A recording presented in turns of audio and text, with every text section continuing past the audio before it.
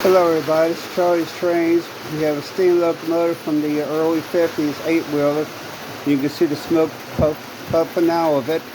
It's pulling beer cars. We got a ham, Coors, Pepsi ribbon, and Miller High Light. And it's going around Kennerville, Ohio. And then we have the Pepsi train set going around with Pepsi Cola Soda Pop.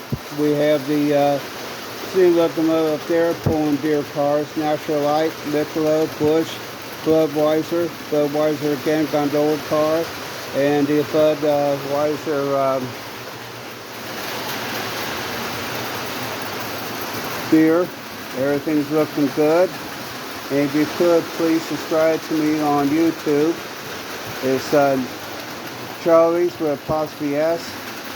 Trains 9169. I appreciate it, and have a great day. Thank you for watching.